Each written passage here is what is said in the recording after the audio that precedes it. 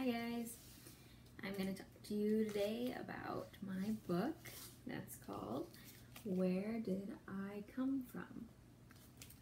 This was my mom's book when she was little, and she let me read it when I was little, and it's in near perfect condition after all these years. It was written in 1973 by Peter Mayle. There's not much info on his background regarding this book, and many of his first books about sexuality and your body for children. He is very popular for his non-children books or adult books like A Year in Provence, which was an international bestseller. He was born in England, spent some of his childhood in Barbados. He started out working with Shell Oil in London and then moved into advertising, and then he became a copywriter, which led him to be the head of a creative team at an agency in both the US and the UK. And eventually he decided he would like to write books, and so in the early 70s he started to write children's books about sexuality and body and those sorts of things that are hard to talk to your kids about. This book is meant for both boys and girls, and roughly ages 6 and up. Probably not more of a stretch past 9 or 10. It's not really a middle school book, it's more of a picture book that you would read to a little kid. And I think it's really age appropriate for about 6, 7, 8, because at that point they start to notice their differences in their bodies between boys and girls, and mom and dad are different, and if mom is pregnant they might start to ask questions about where the baby came from. And so, you know, it's a really appropriate book for that age range when they're questioning everything and they want to know a lot about how the baby got inside mommy's tummy. So as I've already kind of said, the book is about how babies are made and the gestational period and birth of the child or children, if there are multiples, in mommy's tummy.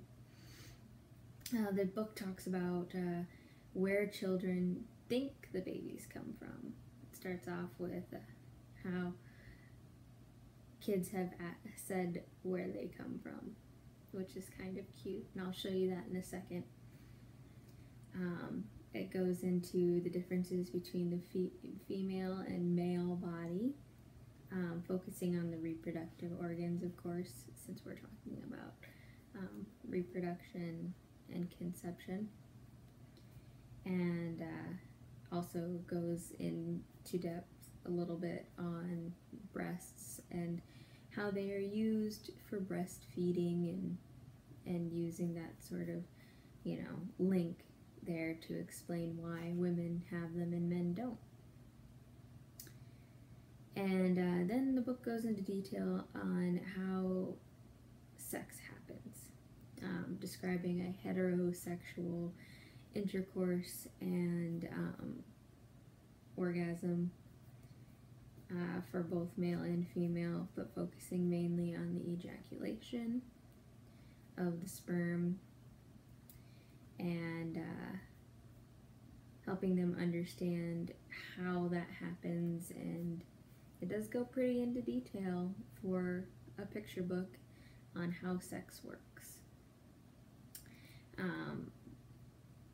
goes on to how it's telling you how the egg is fertilized in a really cute way, and then how the baby grows through the 3 trimesters, and they show pictures of how big the babies are each time and every month, and then it goes into labor and delivery and how all that happens, and contractions and all that good stuff. And the pictures are all really kid-friendly and easy to follow. They just, they show things very well, but they're, a little silly, so it keeps it very lighthearted. And it's really interesting to see the contrast from a book written in the early 70s as opposed to now, and the differences in censorship, if you will, the differences in what was appropriate then for kids and what is appropriate now for kids. I'll show you a couple pictures. The first one is the first page, and it's really cute. There's the little sperm. And then the second page is all of what the kids' responses were when they asked where they were from. So you have one that says, Dad got me from the saloon, and a Christmas fairy, and my mom found me at the hospital, and of course the stork, and the cat dragged me in, and all sorts of cute little things that are kind of silly to discuss with your kids. The book was meant to be one where you're sitting down with your kids as a parent, and you're reading it, and you're discussing it, and it'll probably be appropriate if mom was pregnant, or if the child was asking about it. There's a little note to the parents at the beginning steering them to buy the book, and then another note when the book begins, sympathizing with the parents about how it can be kind of awkward to talk to your kids about this subject. So, it says, and we know because we have children of our own how difficult it is to tell the truth without getting red in the face and mumbling, which is true. It's very, very down to earth. Alright, and on Amazon, if we look at this book on there, which I was surprised to find it on Amazon actually, considering how old it is, we find a couple reviews. There's a couple really good ones here. One says that my parents used this book to help me answer my questions about how babies are made when I was 5 years old, and it provided enough information on the concept of sex and making babies without being too embarrassing. Another one says, I noticed that some reviewers worry about the book providing children with too much graphic information, and they say that if it would be incomplete, or that the information would be off if the pictures were omitted, and if some of the things weren't done, which I completely agree with because I feel like they're very appropriate. And one of the critical reviews, so the bad ones, is basically what the last review was referring to.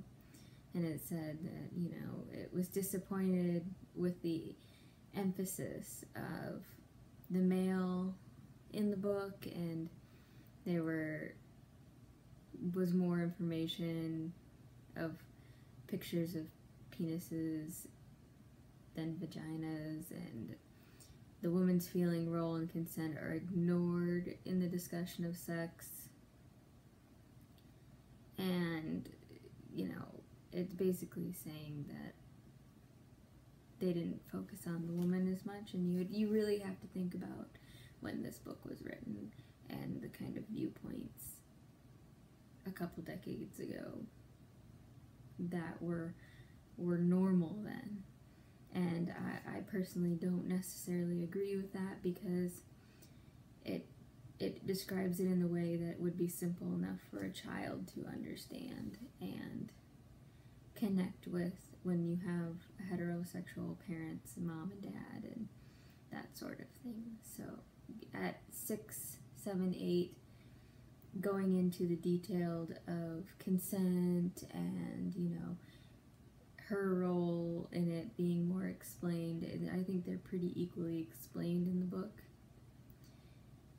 but they would be too young to really comprehend those more in-depth, views on those things until they're older, when it's going to become more of a prevalent issue.